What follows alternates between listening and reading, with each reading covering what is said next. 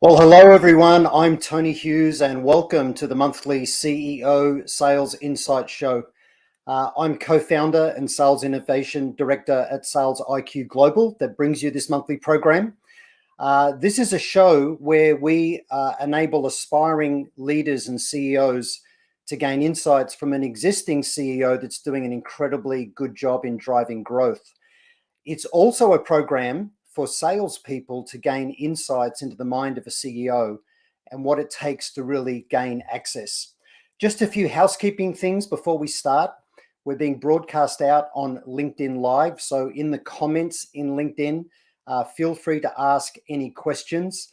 They'll come through into the StreamYard platform that I'm using. Hopefully, we've sometimes had some technical glitches, and you'll be able to ask Karen some questions in the last 15 minutes.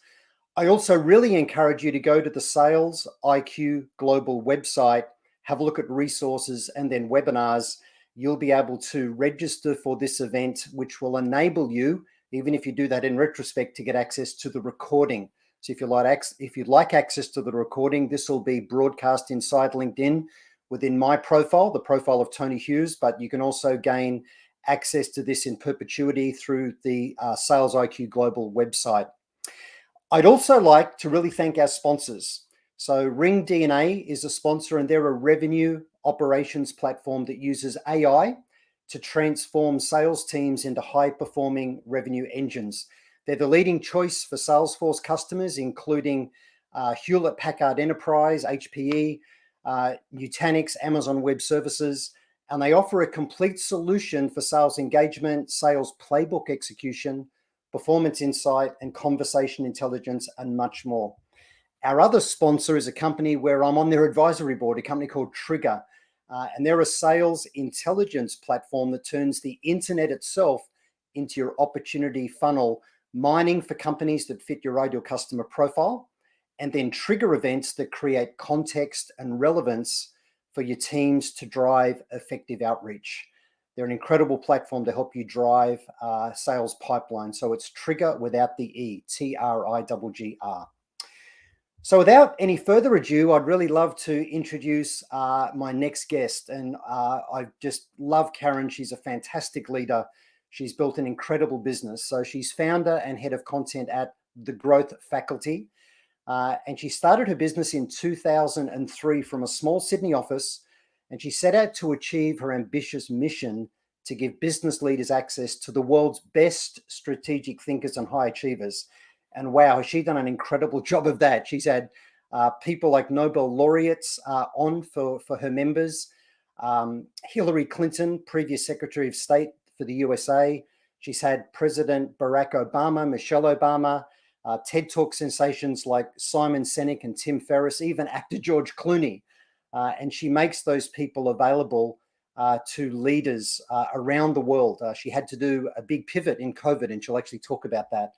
But through the Growth Faculty, she's had the privilege of living her personal mission daily, which is provoking change and growth in business and people through industry-leading insights and powerful, considered connections.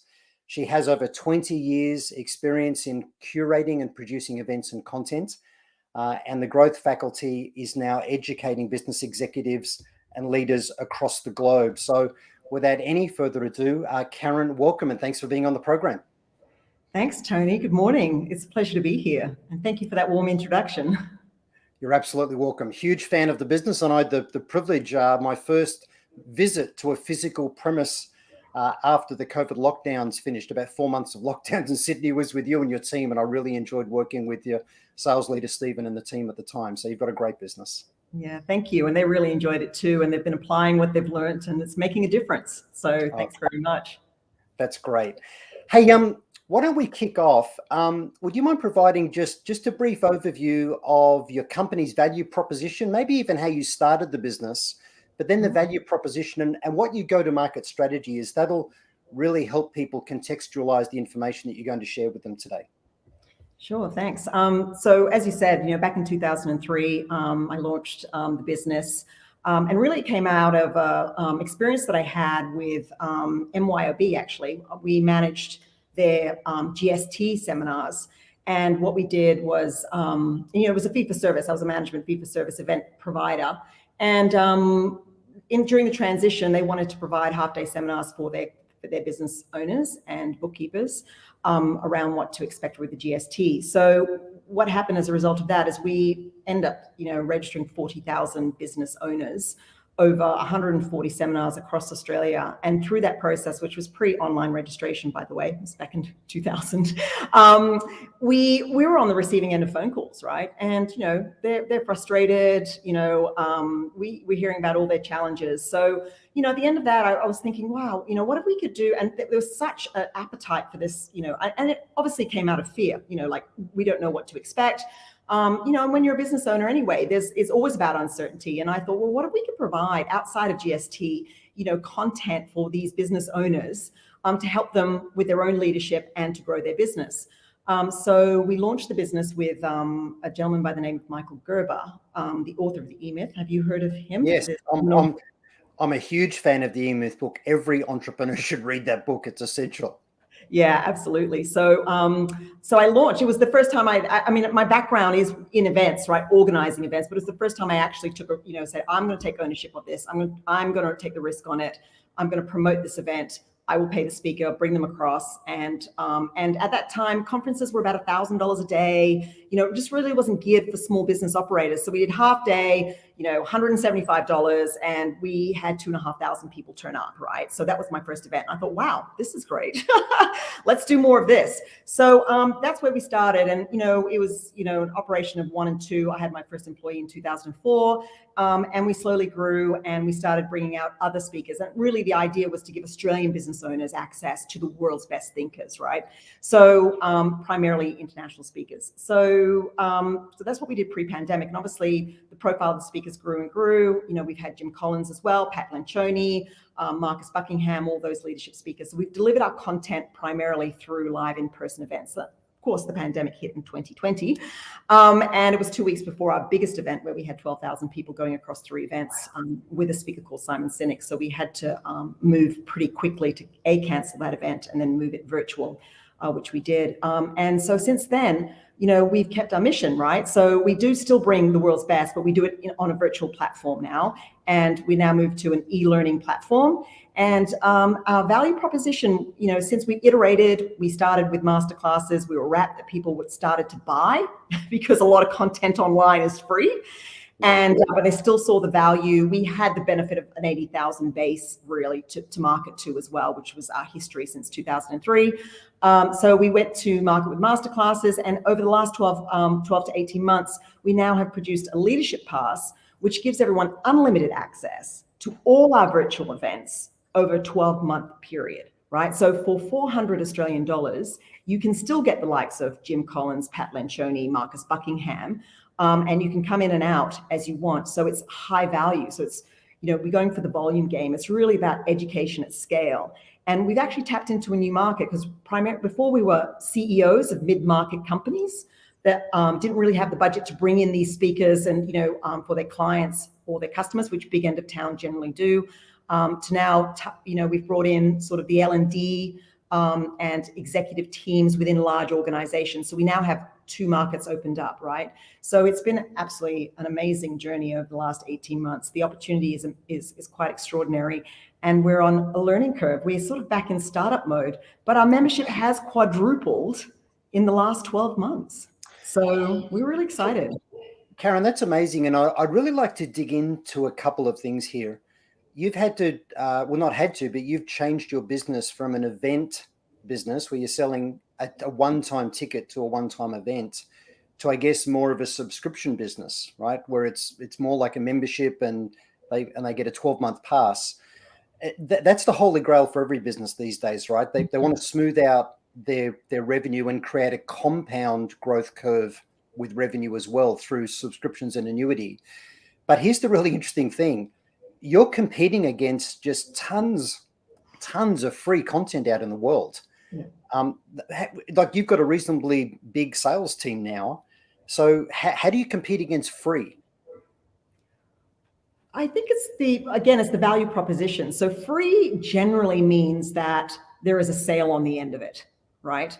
So, all that content on YouTube, basically you get snippets of it. What we do is we provide it in a 90-minute session. It's an education 90 minutes, right? So interestingly, when we did Simon Sinek, in November 2020, you could have seen Simon all over the world, yet, we still had people paying because they knew they were getting, 5 hours, directed questions, really tailored to the learning journey, right? So I think people have come to understand, I think with the Growth Faculty, the quality of content that we provide. And generally, because our biggest competitor was actually the sales seminar. They bring in speakers to sell product at the end of it, which is one style of business model, whereas we're purely education. And we're not necessarily selling anything on the back of that either. We're not selling a $10,000 product. This is what it is. And so people are paying for it. So the production value has to be incredibly high. The content has to be incredibly high. And the expectation of the quality of speaker is really high. And, once we secure a speaker, we never have any worries about that. We always know that the quality of content is going to be quite high. So people will pay for that. They pay for what they get. Yeah. Let's talk about your sales team. So for all organizations today that have maybe blended models of that outbound person that creates leads and then the people that seek to close them and then manage the client, inside and outside sales functions, everything has turned into being inside sales. How has your sales team adapted in the pandemic? So you've changed the way you're delivering your product. Did it make any changes to how you sell as an organization? Oh, absolutely. As you said, we were a live in-person events business, so it was highly transactional, right? So we've moved to a membership subscription model. It's very, very different. With the live events business, you have a deadline, right? So there's an event that's happening on this date. That's it. It's immovable. We also had the scarcity and exclusivity factor because we would bring international speakers in. So there was general knowledge that Jim Collins doesn't come here very often. Marcus Buckingham's not here. Hillary Clinton. So people understood that it was a once in a lifetime or once in a 5-year kind of opportunity. So that was easy for us, right? So people were either available or not. They were fans or not, and it was an easier sell. With membership, however, we don't necessarily have that deadline date. So it's a lot more consultative, right? And it's actually a lot more interesting because you really have to understand the problem of your customer. It's a consultative process. What problem are we solving? And whilst we honestly believe we've got a differentiated product in the market, and we can compete with the free content and the LinkedIn Learnings and all the other education providers, we still need to take the time to explain it, right? And we have to do demos. And once they see what it provides, then it makes it a lot easier for us. So there is more of a journey to the close. And we really have to understand who the customer is and what problem we're solving. And as you say, what trigger events are happening around them. What's delightful for us at the moment, we're really talking to the challenges, the product to market fit right now. Obviously, everyone's talking about the Great Resignation, but really underneath that's around engagement. It's around culture. It's around reskilling your team in order to keep them so they're not moving. And our product really talks to those three, I think, primary pain points, I think, for a lot of organizations right now. Product market fit is so important for any business. I find so many CEOs that are frustrated with growth haven't really done the hard work of honestly considering product market fit and therefore their ideal customer profile. They're just thinking the whole world's a market for what they do. And, why aren't these sellers doing a better job? So, we need to nail product market fit, even adopt a product-led marketing, product-led selling strategy that's augmented by people. So this really leads me into my next question. To me, you've got a great sales team. What do you look for in salespeople? So for other leaders that are watching this, one of the toughest things that we do as leaders is to hire the right sellers, right? It seems to be incredibly difficult. So how would you define the ideal salesperson in your kind of world? Hungry, humble, and smart. So hungry, humble, and smart. That's something we can all remember. Yes, that's Patrick Lencioni. So I've got to give credit where that's due. But when I talk about hungry, they really want to own their numbers, right? And they want to be accountable. They're also not afraid of the phone. They pick up the phone and make the phone calls. They want to reach their targets. They're competitive. There's healthy competitiveness within the team. So that's the hungry element. The humble is they're always asking questions. They want to learn. How do I do this better? How can I improve my skills? How do I get to know the customer better? And tapping into the collective intelligence of the team, right? So it's always learning. And smart is really knowing the product, right? Understanding the customer, and really understanding the art of the close, potentially, when to move in, when not to, but it's just around skill base of that salesperson. So I think those are the three elements. So a lot of those are personality, mindset, intelligence things. And I agree with all of them. When it comes to actual skills, things that you can develop in people, what are the skills you're looking for in someone? So you want a mindset where they're not afraid to pick up the phone and call, right? What are the skills that you look for in people? I guess it's the skills really, and I don't know if this actually falls into personality as well, is the ability to handle rejection, because you get a lot of no's, right? Yes. And it's kind of like this next mentality, but again, that comes down to mentality. I think 90% of it is head case, right? And 10% is skills. I honestly believe that. And so from a skill perspective, because you could teach skills, handling objections, I guess, being able to handle that and being able to address their needs as they need it. So that's just the consultative process, I guess, in the challenger sale. So being able to, establish rapport really quickly, and understand when to move in, when to back off, and when to kind of close. So I feel that's teachable if you've got the right mindset.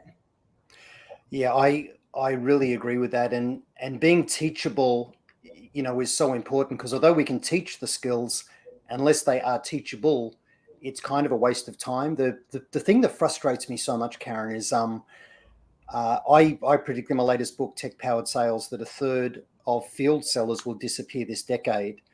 In the circles that I move in, which is largely software and technology companies, it's common for 40 to 70% of sellers to not be making their number. And the thing that just frustrates me so much is salespeople can make as much money as doctors, dentists, lawyers, accountants, airline pilots. And all of those professions have to be 100% committed to staying current. Like an airline pilot is reading about every air crash investigation report. They stay current on all of the updates on the aircraft that they fly. They have to develop their TQ, their technical quotient. They must learn how to use all of the tools and tech in their profession. And yet so many sellers act like, hey, I'm great at relationships. I don't really need to learn anymore. So if they're not teachable, you can't teach them. So you're right. It all comes back to mindset. Yeah, I agree. And that's the hungry part. It's your own determination to be better. You're competing against yourself. And, the experience, salespeople can make, be one of the highest earners in any organization, right? Just the opportunity to earn is unlimited. Yeah. And so, you need to put in the effort in the right place. Yeah. Hey, Karen, we're going to move to Q&A in about 10 minutes. So I just encourage everyone watching this on LinkedIn Live, please type your questions for myself, but ideally for Karen. If you can type them into the comments, we'll move into a Q&A section at the end of this. Karen, let's maybe change gears. We've been having a conversation designed to really help CEOs or leaders trying to drive growth. And there's been some great insights from you with that. Let's maybe now turn to some insights for salespeople. So for an aspiring salesperson that's wanting to figure out, how do I actually get to and then engage successfully someone in the C-suite? So if you look at your own sales team and how they operate, but then also consider people trying to sell to you because you're a business owner, let's contrast how many LinkedIn emails you maybe get in a week, how many emails you receive in a week versus how many people actually call you, and what do you think is the most effective channel? So talk about those three channels and what tends to work for you if someone's trying to break through. Sure. I hardly get any phone calls. Wow. that's very rare. So mainly from real estate, actually, at the moment. They're the clients I get, and they're obviously doing very well at the moment. So LinkedIn, most of them come via LinkedIn, right? And I guess my pet hate about LinkedIn, because I think it's a very effective sales tool if it's used correctly, is that people want to connect with you. And then immediately as you connect, the sales message comes straight after, and it's a long message about what they can offer you. And it's just this blanket. And it's extraordinary missed opportunity, really. So I really dislike that. And interestingly, I mean, I really accept most people on LinkedIn. I've moved from kind of, I need to know them and moving in the same circles to like accepting everyone. But I know who the salespeople are. And when I accept, without doubt, within the next 2 minutes, then comes the, and so I smile. There's very few that I don't think there's any I've responded to. It's the phone calls that I have. And as far as emails, I do get the odd email, absolutely. And I think people are aware that we have moved, obviously, technology-based, live events that's delivered virtually. So we are getting a few reach outs via email on platforms, etc. So I think email and LinkedIn can be more effective, but it's the phone calls. It's the phone calls that really happen. And, the best time too, for me, 8 to 9 in the morning, just don't call on a Monday. Mondays are for meetings and get started. But 8 to 9, potentially an odd lunchtime, and and potentially Fridays, because I leave my Fridays open to kind of fill in as needed for planning anything that's come up during the week that I can close out for the week. But very few. Let me just summarize some things here for salespeople, because this is all gold, and this is a consistent theme when I talk to all CEOs. The message is universally the same. Hardly anybody calls. So I would really encourage you to get back on the phone if you're wanting to break through to a CEO. And I share Karen's view. When I was CEO running the Asia Pacific region for North American multinationals, for me as well, it was meetings Monday. So Monday was just filled with meetings. I tend to do my travel during Tuesday, Wednesday, Thursday. I never liked to travel on a Friday, because getting back into a big city on a Friday evening is just chaotic and a nightmare, and it's a bad way to try and start your weekend.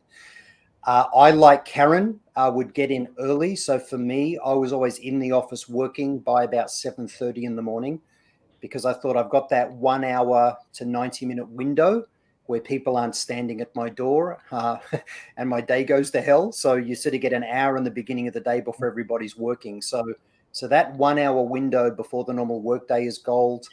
I agree with Karen that the lunchtime break. So you should really consider, as a seller, making your lunchtime early. So I'd encourage you maybe to start work at 7:30 instead of 9:15, and begin your day with a Red Bull, a coffee, and phone calls to the C-suite, and then maybe have your lunch early between 11 and 12, and then between 12 and 1:30, you're on the phone again. So generally avoid Mondays before most people have started work. Is a great time to call CEOs. Lunchtime can be good. And Karen, for you, Friday is generally a pretty clear day, whereas Monday is a busy day with meetings. Is that true? That's correct. Yeah. So I generally meet with my leadership team on Monday for one-to-ones, and to get the week started. And so by Friday, I tend to keep that free. Yeah. And you find most CEOs are in some sort of routine that suits their week. The other time that's also very interesting is the end of the day, when they're winding down. Most CEOs you'll find them after 5 o'clock, between 5 and 7, wrapping up 5 and 6:30. So that's another opportune time to reach out. Yeah. And the other thing for salespeople watching this, if you are going to a company phone number rather than someone's cell phone directly, those shoulders of the day are often when the EA is not screening. So, you'll tend to get the person directly. So Karen, let's just circle back to LinkedIn. So you tend to get bombarded in LinkedIn by people trying to sell to you. So we all need to remember the rule: never try and connect and sell. You want to separate the process of connecting with somebody to then providing some value for them in the coming weeks, I would suggest. And then you can run some outreach. So then it's no longer cold. And you need to do that in a way that's not disingenuous. So it really needs to be authentic. So LinkedIn's the number one platform that people are trying to use, and you're not getting a lot of emails. I find a lot of leaders are getting bombarded with email as well. Let's maybe pivot though to message. What are your thoughts about the right message? What do you see with most salespeople that try and contact you? Where are they missing the mark? What's your advice to them? Well, they're telling us all about them. It's like, this is what we're doing, thought you might be interested.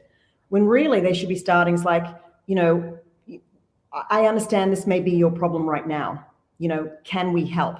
Or, what's missing for you right now? What's your pain point right now? I mean, open up with a level of questioning, I think, in order to establish whether you have a product that the CEO actually wants. So I just feel you got to start with, your framework of why change, why now, why us. Everyone starts with a why us. And most of the time, I think 90% of the time, you're not even needing the product that they're actually reaching out to about. So I think it's identifying whether you can engage and whether the CEO or whoever you're selling to is looking for change. You have to identify that first.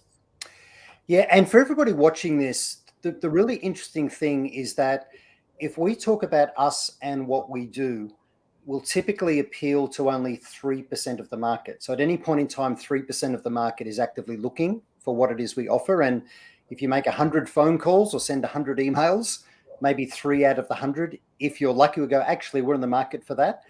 The problem with that is often it's this red ocean because your competitors are all talking to them already as well. But if you can build a conversation narrative about how that person can drive improved results in their role. So if you've got some genuine insights on how they can improve business results. So you talk about the opportunity to drive improved results at the top level. That's what you lead with. And then under that, you talk about the strategy that's used to achieve the result. And then under that, you finally get to what it is that you do that actually enables it. Yeah. If you can flip the script, to use Beck Holland's term, if you can flip the script to actually reverse it, you'll appeal to sort of 43% of the market rather than just 3%. So that's really important. Yeah, and as a whole, I mean, you don't have to know exactly what's going on, but have a general sort of industry knowledge. So, for instance, when the pandemic hit, everyone's obviously moving to virtual, right? Now, the big thing about virtual, everyone's talking about is, the networking opportunity around live virtual events, being able to connect with people and giving it a really fantastic virtual experience for people rather than just sort of streaming through.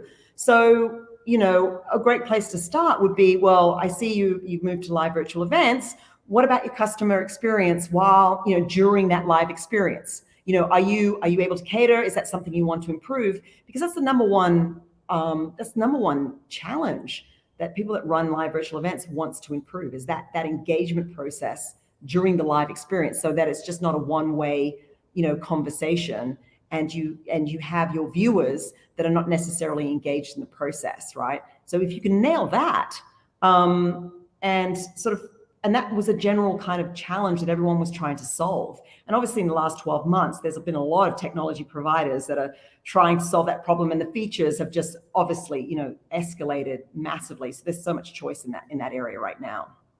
Yes. Karen, ballpark level, what percentage of salespeople meet your expectations? Like, so when you look at all this sales outreach coming at you, mainly in LinkedIn, what percentage of it do you think nails it versus misses the mark? 3%. Wow, that's for all the salespeople watching this. Most salespeople are not good at what they do. It's a big problem. Corporate Executive Board, now owned by Gartner, did some research as part of the Challenger Sale book and body of research that was done. They surveyed 5,000 people that make buying decisions. So they weren't just people in procurement, they were people in the C-suite. And the response to that survey was that 85% of engagements with sellers fail to meet expectations. Right? Karen's saying 97%. Karen, give me an example of where it really did work, right? The seller did a great job, and how that made you feel, and how you responded. Sure. It was a few years ago now, I think about 3 or 4 years ago. And I'm not sure if it was a trigger event, but we were contemplating, we really need an event app, so that we can, live in-person events, we can sort of engage our delegates, on a greater level. And I did get a call out of the blue, and it was, we were sort of tossing it up at that time. So, and I remember the gentleman was really fantastic. Came straight in, he engaged. I mean, if you can have a conversation within 5 minutes and you're not wanting to get the person off the phone, they know they have your attention. So I don't know whether that was good luck from his perspective, but his timing was absolutely perfect. And so we end up engaging and running with the app. And I think we probably did that a lot sooner than we had anticipated. And that was really down to him, and really, sort of displaying the features and really talking to the stuff that we needed to do at the event. And I remember at the end of that process, I was so impressed that I actually asked him if he wanted a job, because it just happens so infrequently. He was based in Melbourne, and unfortunately was moving internationally with his girlfriend at the time. But the level of service, the responsiveness, I had 1,000 questions that I wanted answered. It's the first time we sort of entered into this. We were buying off the shelf. What else can you do? We do this. And he was able to address every single one of those and make us feel comfortable about making that initial investment. So, timing's everything, as you say, around a trigger event. And so even if a buyer is not looking right now and they're thinking about it, they're starting to think about that process, that's the time, right? So the window is actually a little larger than some people anticipate. It's like, okay, this is the time we want to purchase. There is some thought process that goes to that prior. Got no idea on length of time. That can obviously vary, but you can influence a buyer before they're even ready, I believe. Yeah. If you have the right features for them. Yeah, the really interesting thing is, Karen, you've mentioned a few times trigger events, and that person that called you or contacted, by the way, did they phone you? Was it a phone call? It was a phone call, yes. Okay, so that person that called you happened to be in the right place at the right time on the right channel, which was the phone, with the right context. And I believe that the future of selling is where buyer intent meets seller relevance, and we use technology to figure out where those inflection points are, and monitoring for trigger events is really important. Absolutely. But Karen, you're dead right. If the seller can talk to the buyer even pre-actively looking for a solution to their problem, that is by definition strategic selling, right? So we're engaging early at senior levels. We're educating them about the business case and the opportunity for a much brighter future, how they can get there in a way that best manages their risks, how they can build the business case, get their team on board. And again, if you have a conversation narrative that's about you and what you do, you'll only appeal to the 3% that are already looking. Right, we need to build a conversation about how they can drive improved results. So I really like that. If anyone's looking for more information around trigger events, I've got a section on trigger events in tech-powered sales. Karen, let's move to another piece here to give some sellers some real insights into the mind of a CEO. When anyone in your organization brings a request to purchase something, or it's a purchasing decision, what's your criteria for prioritizing? Because every business leader's got lots of different things clamoring for their attention and screaming for resources. So how do you prioritize a buying decision? I think we prioritize prior to the, making that decision on vendor, for instance. So we have a fairly substantial decision log for every sort of new purchase that we want to make. And obviously we've moved into the technology space. So therefore, any new vendors, we have a very extensive decision log. We have 2 or 3, obviously vendors, up for the, in for the run, I guess.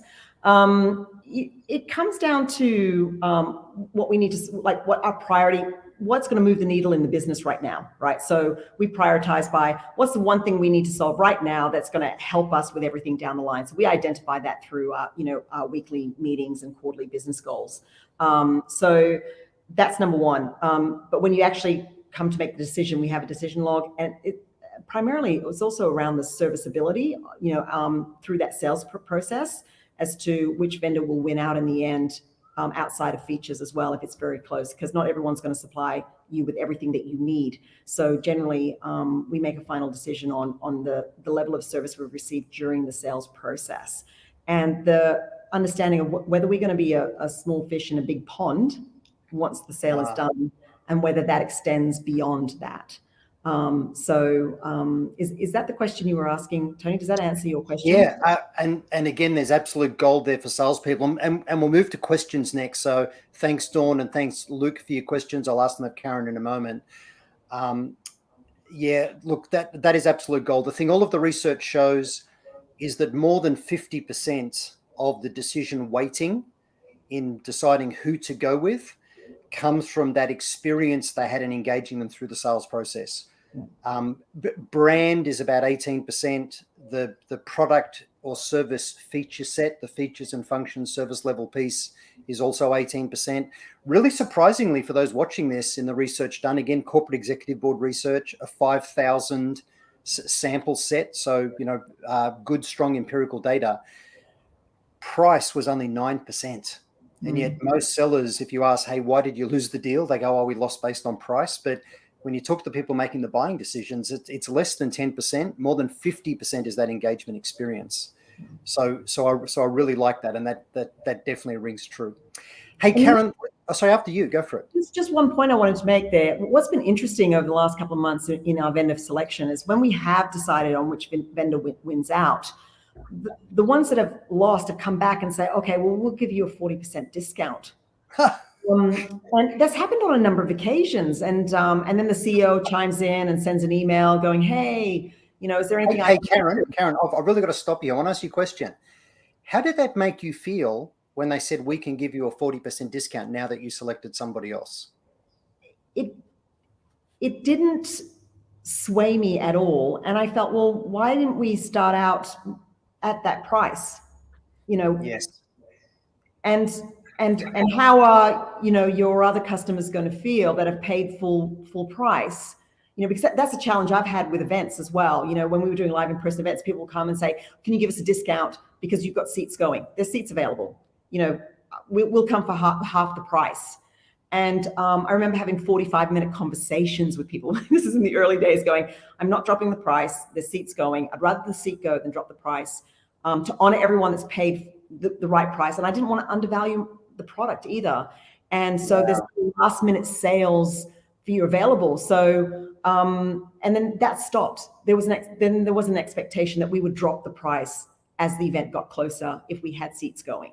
So, because most people are last minute anyway. So they're not waiting last minute for the drop, right? So, yeah, I mean, it's really interesting how the technology businesses are doing this. So it's like 40% is quite a large drop. And then you go, well, that's great, but how are you going to service us after? And then are we going to be a small customer, in a larger pile, if that makes sense, right? So, and does that 40% discount go away at renewal time when we go back to that original price, which they never give you a straight answer on? And Karen, I agree with you. In the technology sector, especially in the software game, that industry has done an incredibly good but really bad job of educating buyers. If you just wait to our points of desperation, end of quarter, end of financial year, that's when you get your deal. And we've conditioned people to get discounts. And I love the fact that you, as the owner and founder of the business, are a true believer in the value of what you offer. And you've instilled that belief in your sales team, right? So we don't sell based on price. We don't offer discounts as an incentive. The intrinsic value is there in what we offer. I really love that. Hey, can I move into some questions? So Dawn Rollings has got a great question. What would be one newest sales skill we need to have today versus sort of 10 years ago, or maybe even 2 years ago? So maybe think about pre-digital virtual selling because of the pandemic versus post. So what's a new skill you think that people need? The ability to sell over Zoom. Yes. So you and I see the bad examples. Do you want me to go, or do you want to talk about the bad examples of how people try and sell on Zoom? Well, interestingly, we had an example of someone turning up in their what seemed like pajamas, you know. So, you know, but it seems like most things go right now and people can get away with a lot, right? But yeah, I think still the professional on time, you know, there's always this, oh, running a couple of minutes late, but really making sure that you allow the 15 minutes between meeting and meeting. So you're not just hopping out of one and into another. I think that's really quite important, you know, that you're there on time and available as your, you know, prospective buyer turns up, but definitely online, digital, you know, because you have to communicate, you have to connect. And I personally think it's harder. You know, I present both virtually and in person, even to my team, and I find it so much easier to do it in person than I do on Zoom or whichever technology we're using. That's all great advice. Let me give some people some tips as well. Sort out your lighting. So I've got a light behind my camera rather than a bright window behind my head. If you have bright light behind you, your face is so dark, nobody can see your facial expressions. Don't have yourself framed down here in the thing, right? Don't have the laptop on your lap looking up your nostrils in the ceiling because you're looking down at somebody. You want to look peer to peer. Learn to look people in the camera. Create emotional connection by looking them in the camera rather than looking down here the whole time. Yeah. I've seen people with second screens going on where they're talking to the person looking over here at them on the screen to their right or their left. A lot of that goes on, absolutely. A lot of that's crazy. Just remember, you're trying to create emotional connection. Look them in the camera. Get them to turn their camera on. That's the first big challenge. Find a way to get the other person to turn their camera on. Sort your audio out. You know, just these basic technical quotient. Again, you're meant to be a sales professional. You're meant to be a sales professional. Sort out your tech. Now, I know we can't control bandwidth issues. You know, that's just horrible. But do all you can to manage the things that you can manage. So thank you.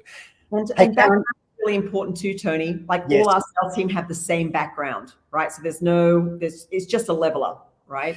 So yeah, and by the way, if you're using virtual backgrounds, remember that obviously a green or a blue screen behind you. I've got a real bookshelf here, but you need a contrast. If you've got a white colored shirt and then a really light or white colored wall behind you, your shoulder will disappear and you'll become Casper, the friendly disembodied sales ghost, with just your head or your hands all disappearing. The technical term is chroming, right? You solve that by contrast in the background. So, hey, got a question from Luke Anderson. Hey, Karen, how do we get inside your head, aka the CEO's head, regarding top of mind trends, topics, issues? You know, the proverbial what keeps you awake at night as a CEO. I think you can find that all online. Really, you could do the research on the industry and broadly, you know, what keeps there's lots of research out there at the moment about what's going on, particularly in the pandemic. All big four sort of consulting firms, the accounting firms, they've all got research, and you know, so and they're producing papers all the time. So you can really gather that information online before you make the call, and then you narrow it down potentially to and then get down to organizational level. So what that particular organization may be dealing with. And because it's quite broad, you know, what keeps CEOs awake at night is there's no unique, you know, problem that a CEO has that's not sort of generic and that most CEOs have. And that's one thing I learned quite quickly, you know. So you look at it at the industry level, you know, at the position level. So what their role and responsibility is, and do some research around that, and then potentially, you know, at also their organizational level within the industry and what challenges, and potentially on their website you can see, you know, what changes they're making. Sign up to their blog, you know, sign up to their newsletter, and you can get a so it's all about research really, and spending the time before you call. Yeah, great advice. Question here from the co-founder of Sales IQ, my business partner, Luigi Prestonenzi. How do you manage to persuade such awesomely great speakers to present at your events outside of payment? Obviously, you pay them to speak, but how do you convince them to come and speak for you? Well, it's a good question. Give away my trade secret here. Or do you pay amazing money? How could they say no?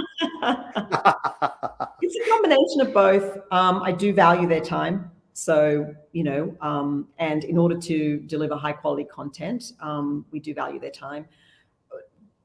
I think there's a trust element as well. There's a massive trust element. So it's a relationship. And what they're doing is, and especially, the high profile speakers, they're handing over their brand to you because we are a promoter of them. So they need to trust that you're going to do the right thing by them. You're going to position them in the way that they are meant to be positioned. The quality of the event, whether it's virtual or whether it's in person, is of their standard. And that you are going to look after their brand and represent them well. So what you're going to deliver, what you say you're going to deliver, you actually do deliver. So it's really around trust and building trust. And we have built a reputation amongst, sort of the speaking faculty around the world. We've been in business for 20 years. So it's getting easier. At first it was quite tough. And even if you're paying people to come out, it's an opportunity cost, right? So like, what is the ROI? Because most of our speakers want to have impact, right? And they want to, the time they're giving in, there's going to be a multiplier effect. So at first I was like, oh, come out to Australia. We'll give you a holiday, They're not interested in that. They're like, I want to know what impact I'm going to have on your audience. Yes. And I want to know what sort of reach you're going to get. And most of our speakers want to have impact. And if you can prove that out, then, you'll have their ear. So. And for everybody listening to this as a seller, that's the intent that you want to convey. You are all about your customer success, their brand, their results, managing their risks rather than yourself. And Karen, I've got to say that was my experience being a paid speaker for the growth faculty, right? Like when I was invited to speak, I felt privileged. The experience that I had was incredible. And I loved the fact that this was helping me extend my reach in the marketplace to make a difference. It wasn't about the money. I didn't even ask you what the fee was going to be. Like you said, it's a paid engagement. I didn't ask. I just thought this is an organization with an incredible brand. This will help extend my reach and influence. I'm in. And isn't it interesting? It never came down to, well, what's the speaker's fee? So that's fantastic. Hey, we've really just gone a fraction over time. So I just want to wrap up, Karen, with my last two questions that I ask everybody. The first one's really easy. What's the best way for people to follow and connect with you? LinkedIn. LinkedIn, and they can go to thegrowthfaculty.com. That's your website. That's correct. Yes, absolutely. Yep. And thanks, Tony, for picking up for me there. No, that's okay. And for all leaders or aspiring leaders, I really encourage you to buy one of those 12-month passes to the content. It's incredible to get access to people like Jim Collins and just amazing speakers. Yeah. Here's my last question. If you could magically go back in time and meet the 25-year-old Karen Beattie, what advice would you give yourself?